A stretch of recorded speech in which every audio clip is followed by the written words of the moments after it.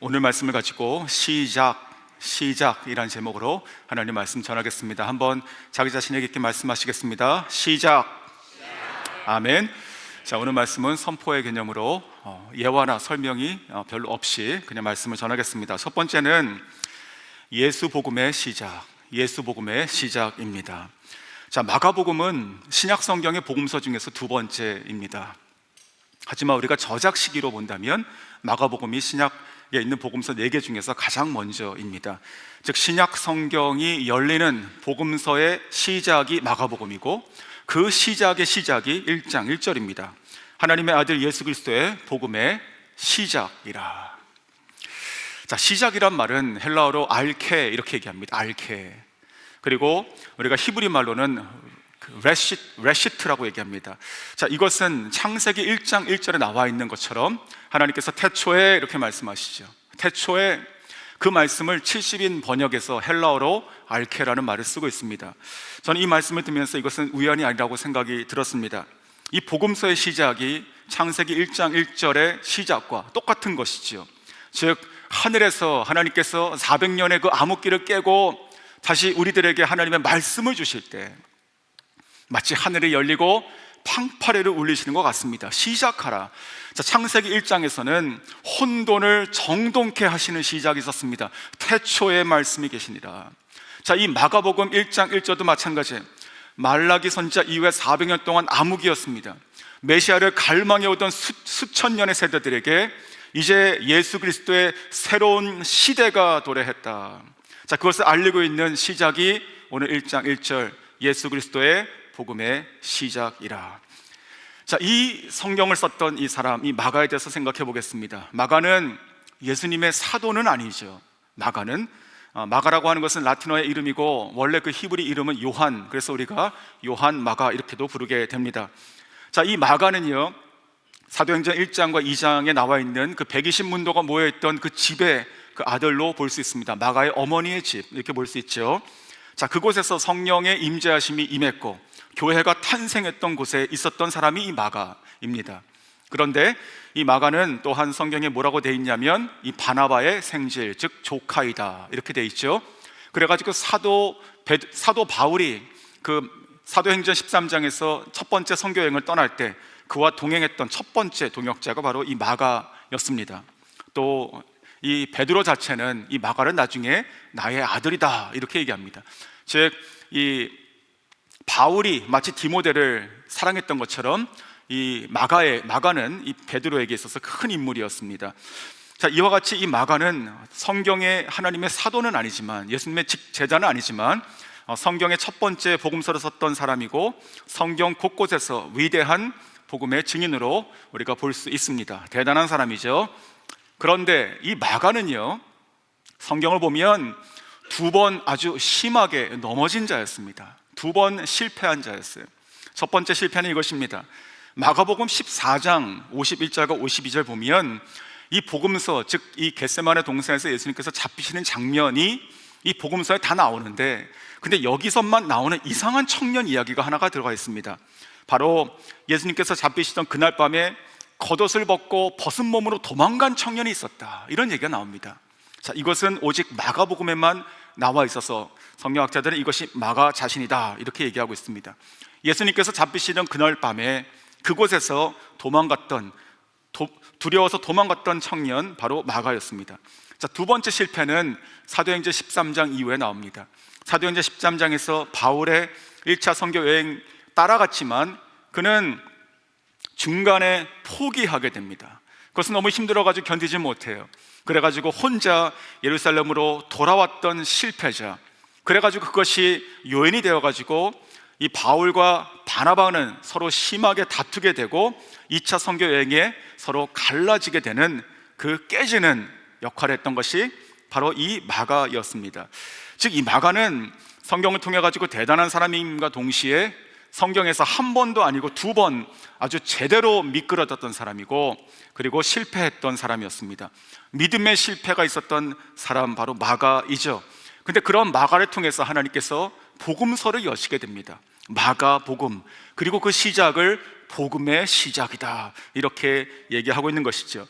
즉 이 마가는 성경 사도행전 15장 이후에는 그 이름이 등장하지 않지만 서신서 외에는 그러나 그가 나중에 예수 그리스도를 다시 만나서 회복된 것이고, 또 베드로를 통해 가지고 회복된 것이고, 물론 이 바나바를 통해 가지고도 회복되는 것이죠. 이런 것을 통해 가지고 그는 하나님의 위대한 종으로 일어나게 됩니다. 사도 바울이 나중에 로마에 갇혔을 때 옥중 서신들을 보면, 그러면 마가는 더 이상 자기 인생의 어떤 뼈아픈 그런 실패자요, 그런 사람이 아니라 마가는 이 바울 곁을 지켰던 한 사람으로 나오고, 또한 나에게 유익한 자라, 그를 데려오라 라고 하는 그런 고마운 사람으로 또한 보고 있습니다. 이 마가복음은 우리가 복음서인데, 그렇다면 어떻게 예수님을 만나지 않고 예수님의 제자가 아니었는데 예수님의 어떤 그런 행적과 그 말씀들을 정확하게 기록했는가, 우리가 의문을 가질 수 있죠.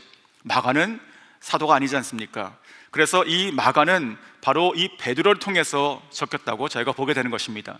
베드로와 함께 동행하면서 이 베드로를 통해 가지고 이 베드로의 그 기억 안에 있는 그 말씀과 예수 그리스도의 그 행동, 기적들이 적혀 있는 것이 마가복음이 되는 것이죠. 베드로 자체는 또 어떤 사람입니까? 베드로 자체도 예수님이 잡히던 그날 밤에 주님을 3번 부인했던 사람입니다. 참 놀라운 것은 베드로가 받아 적게 했던 이 마가복음 안에만 베드로의 그 3번 부인의 3번째를 저주했다라고 베드로 자신이 고백하고 있다는 사실이죠.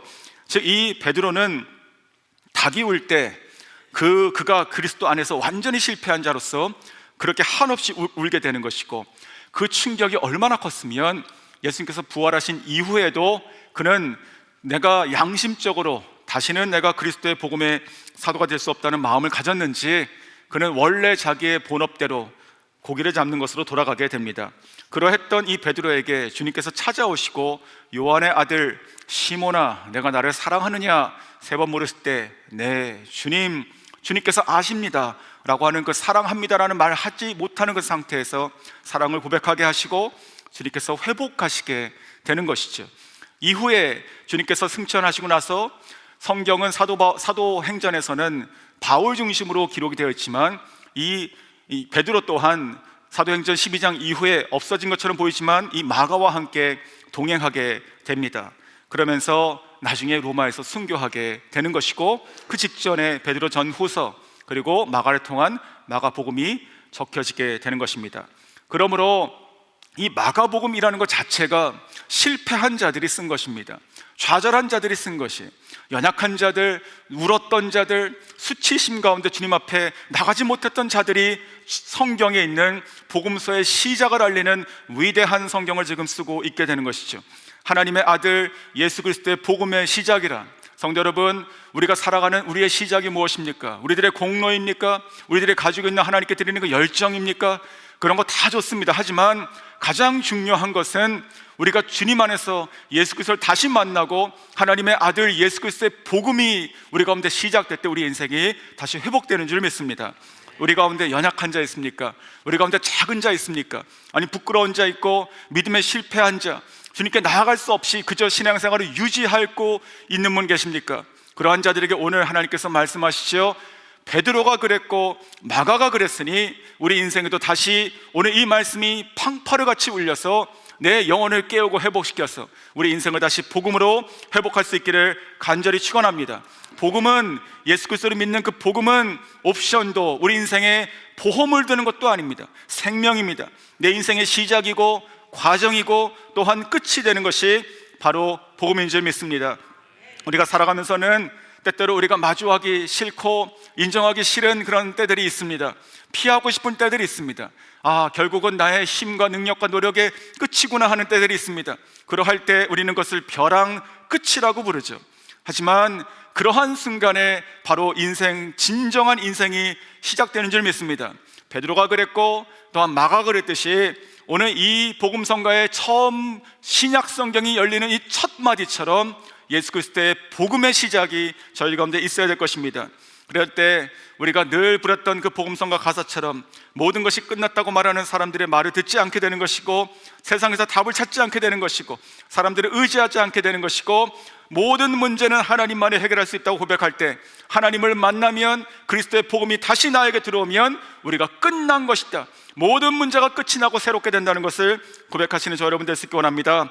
또한 찬송가 91장의 고백처럼 슬픈 마음이 있는 자들, 예수님의 이름을 믿으면 영원토록 변함없는 기쁨을 우리가 얻을 것이고, 거룩하신 주의 이름 우리의 방패를 삼고 환난 시험 당할 때 우리가 기도할 것이며, 예수의 이름이 세상의 소망이고 예수의 이름이 천국의 기쁨이라, 이렇게 고백하시는 저 여러분 될 수 있기를 원합니다. 성경에 수없이 하는 고백처럼 이 단순한 진리, 내가 죽고 끝났을 때 그리스도가 내 안에 살게 된다면 복음의 인생이 시작되는 줄 믿습니다. 그러므로 오늘 이 마가복음 1장 1절 이 단순한 한 문장이 우리의 영혼을 다시 깨우고 회복할 줄로 믿습니다. 사랑하는 성도 여러분, 여러분 자신에게 귀에 들리고 영혼에게 이것을 팡파르처럼 울리시기 바랍니다. 매일 아침, 매일 매 순간에 울리시기 바랍니다. 다시 하늘에서 큰 소리가 나서 나의 영혼을 깨우고 회복하시니, 하나님, 오늘도 내 인생이 다시 예수 그리스도를 믿는 그 예수 복음의 시작입니다. 오늘 내가 예수 그리스도로 다시 시작이 됩니다. 우리 가정에도 하나님 그리스도를 믿는 예수 그리스도의 복음의 시작이 임할 것이며, 우리들의 자녀들에게도 그들의 인생은 예수 그리스도의 복음으로 시작될 것입니다. 우리가 날마다 선포하고 나가시는 저 여러분 될 수 있기를 원합니다. 나아가서 저희들이 함께 꿈꾸고 늘 우리가 애쓰고 있는 그 예배 현장이 이러한 현장이 되어야 될 것입니다. 예배는 교회 사역의 핵심의 핵심입니다. 성령의 임재하심이 함께 해야 되는 것이고, 그 가운데 주님을 만나서 살아나는 영혼들이 있는 것이죠. 예수 그리스도의 십자가의 복음만이 이곳에 충만하여서 어떠한 성도가 어떠한 상황 가운데 있더라도, 어떠한 상태로 이전에 온다 하더라도 그들은 그리스도의 십자가를 바라볼 것이며, 그 찬송을 듣고 말씀이 선포되는 순간에 다시 영원히 살아나고 회복되는, 시작되는 인생이 될 수 있기를 간절히 축원합니다. 두 번째는 레디컬한 예수님의 사람으로 살라. 자, 이것을 이렇게 표현해 보겠습니다. 지나치도록 예수 믿는 사람으로 살라. 지나치도록 예수 믿는 사람으로 살라. 자, 6절 한번 보십시오. 요한은 약타털 옷을 입고 허리에 가죽띠를 띠고 메뚜기와 석청을 먹더라. 자, 낙타털 옷을 입고 그리고 메뚜기하고 석청, 즉 야생꿀을 먹는 사람을 한번 상상해 보십시오. 세상에 이런 사람이 어디 있습니까? 이런 사람 없습니다. 우리는 아주 기인이라고 얘기하고 이렇게 닮고 싶은 사람은 없습니다. 그런데 요한복음 1장을 보면 예수님께서 침례를 받으시고 베드로를 곧 만나십니다. 또한 이 베드로는 원래 주님 만나기 전에 이 침례 요한을 따랐던 제자 중에 한 명이라고도 기록하고 있습니다. 즉, 이 베드로는 지금 이 침례 요한의 이 행색을 그대로 기억하고 있습니다. 그가 수십 년 동안 하나님께 예수 그리스도의 복음을 전하고 이 마가를 통해 가지고 성경이 시작되는 이 시점에서 이 짧은 16장의 이 짧은 이 마가복음 안에서 이 침례 요한의 이 옷을, 또 그가 먹었던 것을 꼭 기록하는 이유가 무엇이었을까요? 이것이 사람들의 눈에는 굉장히 희한하고 기이하게 보이지만 이것이 아주 순결하고 아주 숭고하게 보인 것이 아니었을까, 이런 생각이 들었습니다. 침례 요한, 우리가 성경을 보면 누가 이렇게 살라고 했습니까? 누가 이 사람에게 너는 약타털 옷을 입고 그리고 야생꿀을 먹고 그렇게 살라고 얘기했습니까?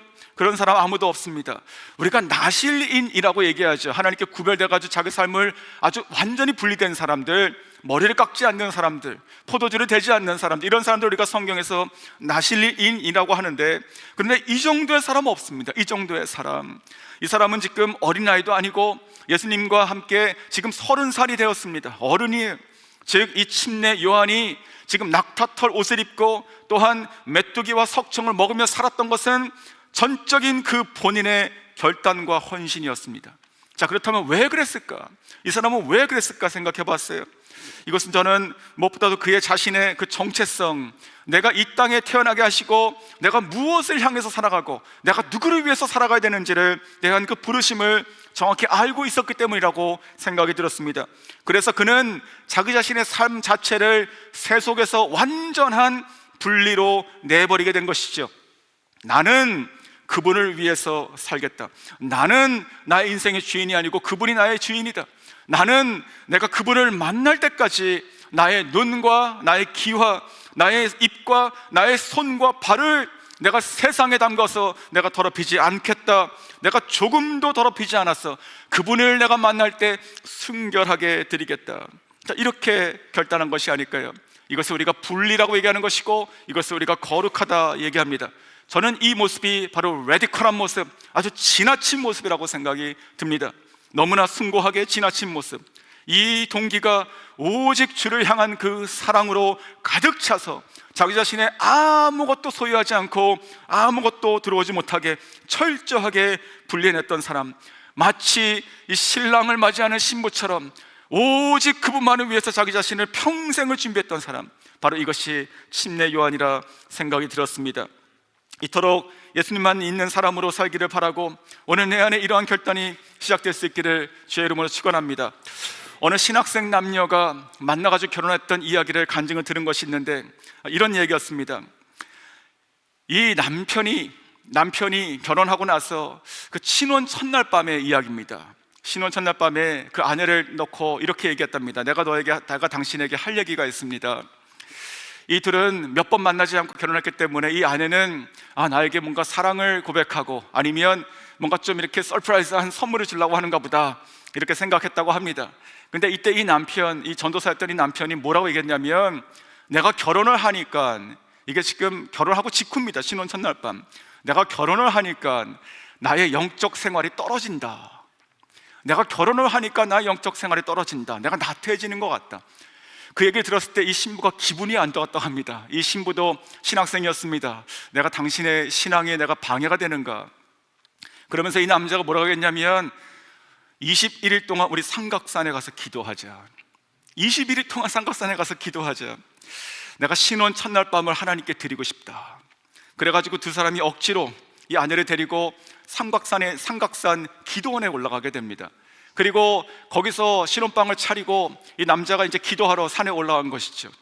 근데 이 부인은 그래도 오늘이 첫날 밤이니까 돌아오겠지, 마치 성경에 있는 것처럼 그 신랑을 기다리는 그 처녀처럼 그렇게 안 자고 계속 기다렸는데 결국 안 돌아왔습니다.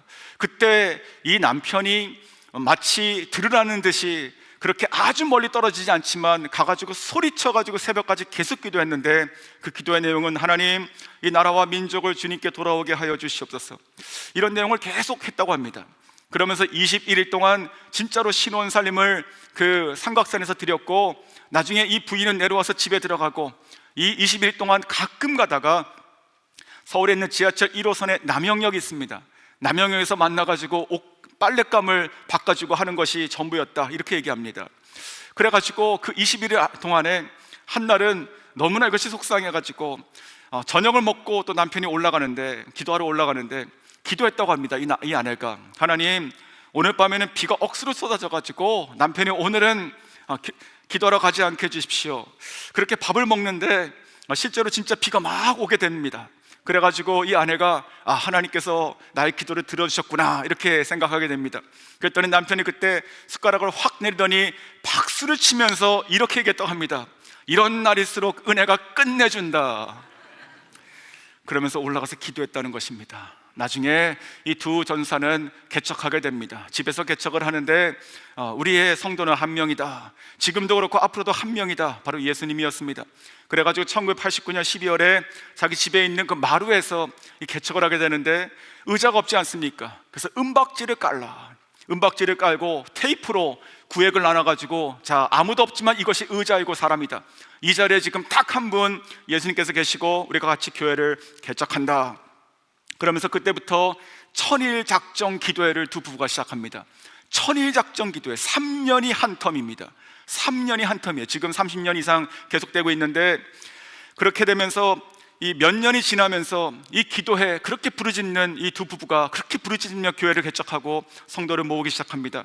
근데 이 목사님께서 몇 년이 지나서 목이 완전히 맛이 가게 됩니다. 혀가 제대로 움직이지도 않도록 돼가지고, 그래서 서울에 있는 한 이비인후과에 가서 검사를 하게 됩니다.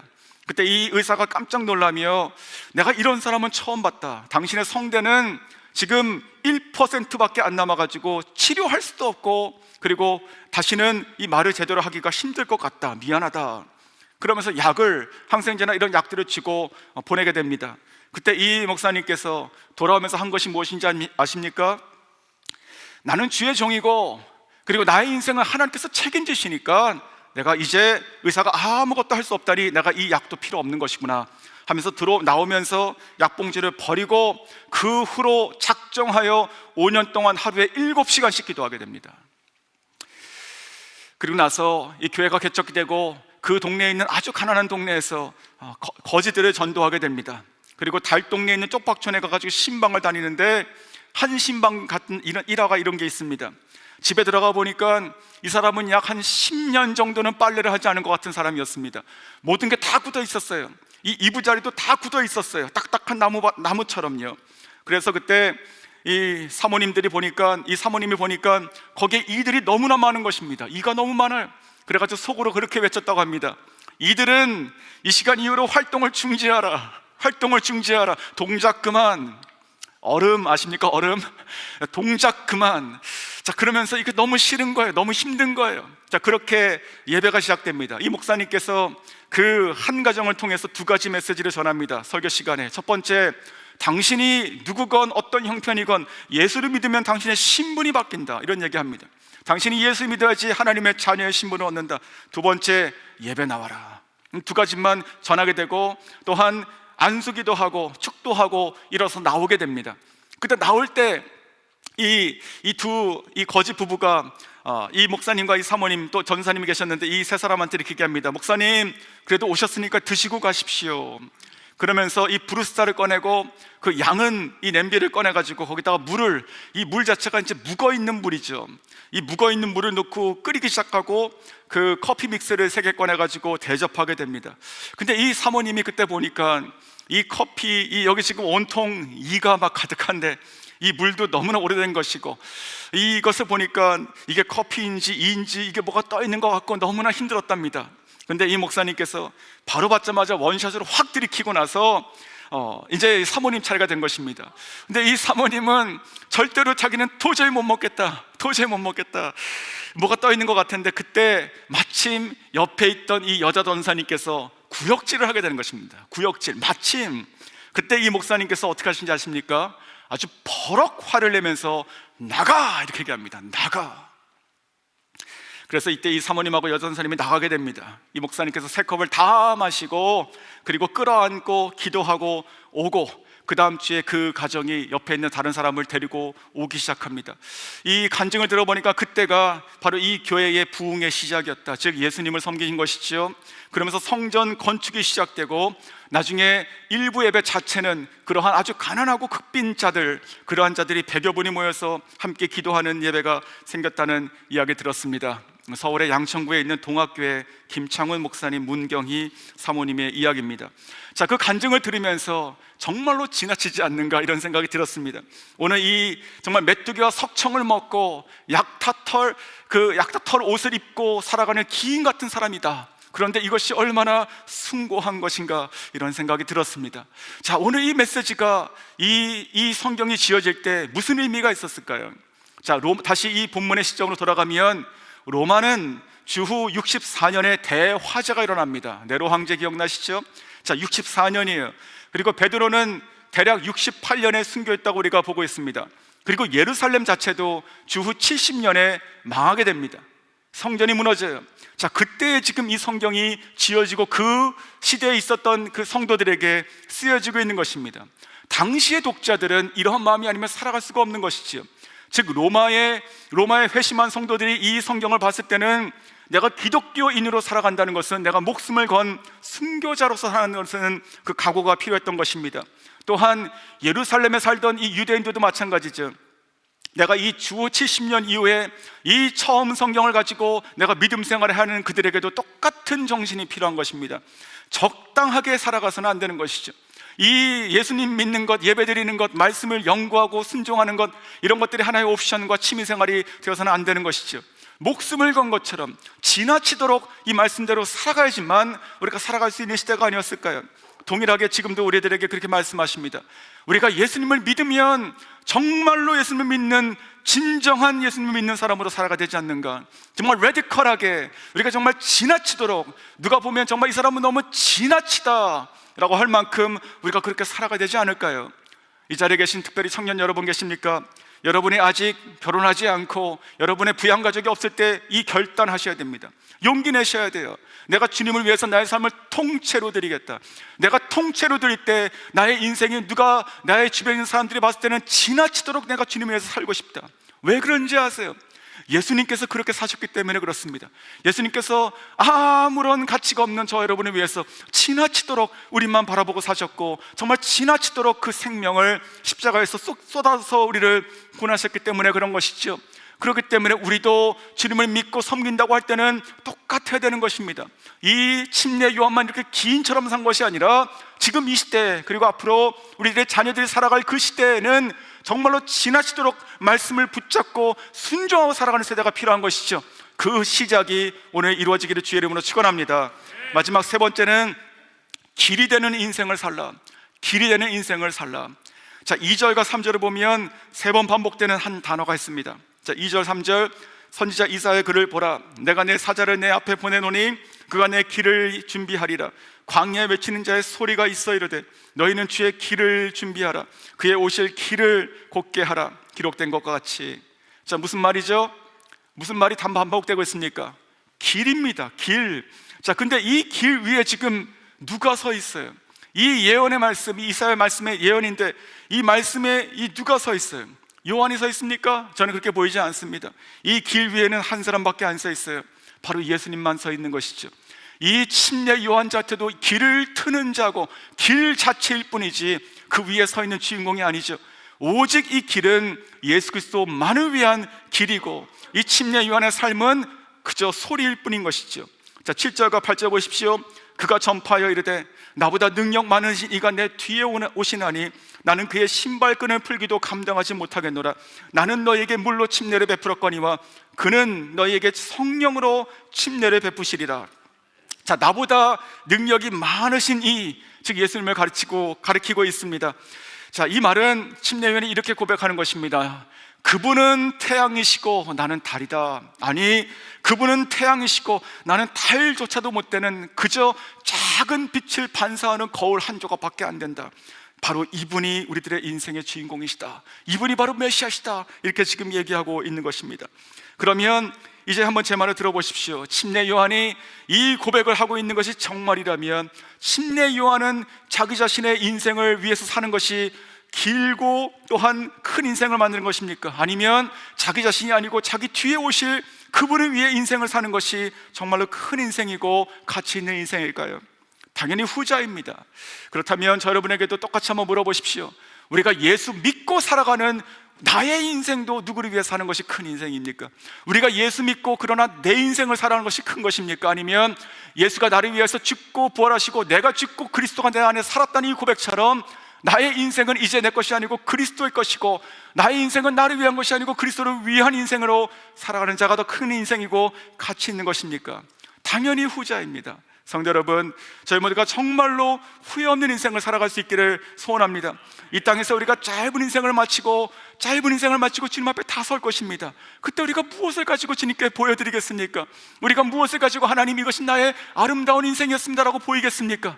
여러분, 그것이 나를 위한 것이라면 그것이 무엇이건 그 순간 우리의 손은 다 비어있을 것입니다. 오직 그리스도를 위한 인생만 남아있는 것이죠. 우리가 오직 그리스도에 위한 인생, 복음의 인생, 복음 전하서 영원한 구원한 그 영혼들을 가지고 가는 것 외에는 아무것도 영원한 것이 없다고 성경이 얘기하고 있습니다. 그러므로 내 인생의 주인공은 내가 아니라 오직 예수님인 것이고, 나는 나의 인생을 위해서 내가 인생길을 내가 트고 내가 그 위에 서 있는 자가 아니라 나는 철저하게 다시 오실 그리스도의 그 길을 만들고 여기서 비껴나는 인생을 살아가는 것을 믿습니다.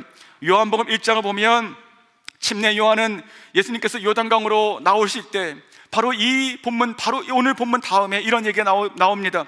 보라, 세상 죄를 지고 가는 하나님의 어린 양이로다. 즉 이 요한은요, 자기 자신이 지금 길을 내고 그 길을 지금 터서 비끼고 있는데 바로 그것은 눈물로 비끼고 있는 것이죠. 저분을 보십시오. 저분은 세상 죄를 지고 가고 있는 하나님의 어린 양입니다. 저분은 나를 사랑하시고 나를 위하여 나의 죄로 인하여 십자가에 못 박히실 분이십니다. 이 길은 저분이 나를 위하여 골고다 언덕으로 올라가시는 길입니다. 저분을 보십시오. 이렇게 얘기하고 있는 것입니다. 자, 예수님을 만나고 인생이 변화된 사람들이 성경에 많이 있습니다. 그 중에서 예수님을 만나서 인생이 변하다고 예수님을 증거한 자들의 이야기가 많이 있는데, 그 중에 한 사람, 바로 요한복음 9장에 나오는 나면서부터 맹인되었던 사람이라고 생각이 듭니다. 이 사람은 나면서부터 보지 못한 사람이었습니다. 사람들이 뭐라고 했습니까? 심지어 예수님의 제자들도 주님, 이 사람이 이렇게 태어나고 이렇게 살아가는 것이 누구의 죄입니까? 이렇게 물어보지 않았습니까? 그때 예수님께서 뭐라고 대답하시냐면, 하나님께서 하시는 일, 즉 새 일을 위하여 나타내고자 하심이라, 이렇게 말씀하시고, 그리고 땅에 침을 뱉으시고 진흙을 이겨서 그의 눈을 바르시고 실로암에 가서 씻으라라고 말씀하시죠. 그리고 그가 눈을 뜨게 됩니다. 그리고 그는 예수 그리스도를 증거하는 자가 됩니다. 그의 어머니가 말려도 말릴 수 없는 예수님을 증거하는 자가 됩니다. 그래서 그는 자기 자신을 세우고 신문하는 그 제자들 앞에서 내가 예수가 나의 눈을 뜨게 했다, 예수가 나의 눈을 뜨게 했다, 이렇게 얘기하게 됩니다. 이것을 얘기해도 믿지 않고 계속 똑같은 말을 하니까 그가 뭐라고 합니까? 요한복음 9장 27절에 대답하되 내가 이미 일렀어도 듣지 아니하고 어찌하여 다시 듣고자 하나이까? 당신들도 그의 제자가 되려 하시나이까? 자, 이러면서 예수 그리스도의 복음의 길을 내며 그들을, 그 모임을 해산시키게 됩니다. 길을 내는 자로 볼 수 있는 것이죠. 어떤 젊은 목회자의 간증을 또 들었는데 이런 얘기입니다. 그가 중학교 2학년 때 이야기예요. 중학교 2학년, 아주 어린아이죠.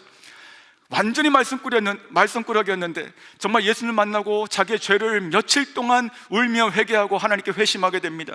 그리고 나서 목사님께 물었다고 합니다. 목사님, 내가 예수님 믿는 자가 되었으니 이제 내가 어떻게 살아야 됩니까? 그랬더니 목사님께서 이렇게 얘기했습니다.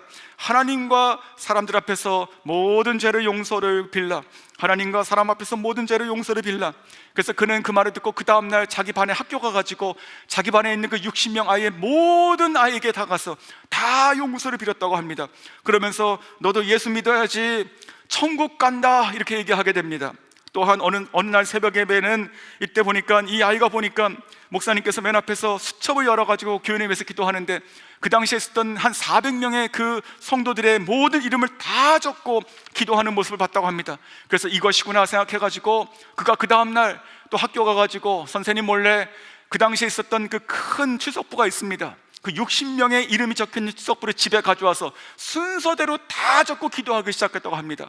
정말 이 아이가 커가지고 목사가 됐는데 정말로 하나님께서 진짜로 그 길을 예비하시고 복음을 위해서 자기 인생을 완전히 정말 정주행하는 그런 인생이 아닐까 생각이 들었습니다.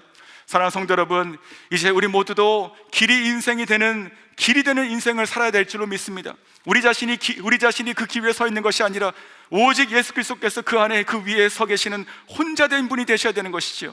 침례 요한은 오실 메시아, 그 약속하신 메시아의 길을 만들었다면 이제 우리들은 다시 오실 메시아, 지금 살아계시고 하늘의 우편한 데 계시다가 다시 오실 그 메시아를 우리가 만나는 길을 태워야 될 줄로 믿습니다. 유다의 사자로, 심판주로, 그리고 우리의 왕으로 오실 그분을 위한 길이 되는 인생이 가장 영원하고 가치 있는 인생인 줄 믿습니다. 내 인생길에 서 있는 유일한 사람이 내가 아니라 주님이 되는 것, 우리들의 자녀에게 꿈을 피워주고 그들의 인생을 축복하되도 너의 인생의 주인공이 너가 아니라 너는 오직 길이요, 너를 통해서 하나님께서 복음의 길을 내실 것이고 그리스도가 기쁘게 그 길을 밟고 오실 것이라고 축복할 수 있는 여러분 될 수 있기를 원합니다. 그래서 우리들의 입술에서 이러한 고백이 나올 수 있기 원합니다.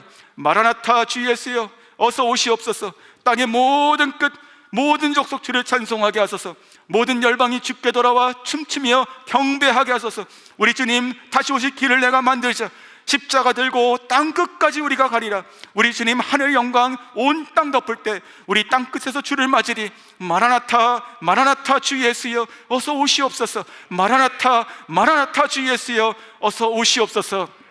사랑하는 성도 여러분, 오늘 마가복음이 시작됐습니다. 마가복음 1장 1절 실패자를 통해 가지고 하나님께서 시작하시는 복음서의 시작, 이것이 하늘의 큰 음성이고 팡파르입니다. 오늘 어떠한 상태라도, 어떠한 문제, 어떠한 낙심이 있다 하더라도 다시 이 말씀을 내 자신에게 선포하셔서 복음으로 시작하시고 이제는 더욱더 지나치도록 주님을 위해서 살기를 결단하시고, 그리고 나의 인생이 나를 위한 것이 아니라 다시 오실 예수님 앞에 부끄럽지 않은 인생으로, 주님의 길을 내시는 인생으로 살아갈 수 있기를 주님의 이름으로 축원합니다.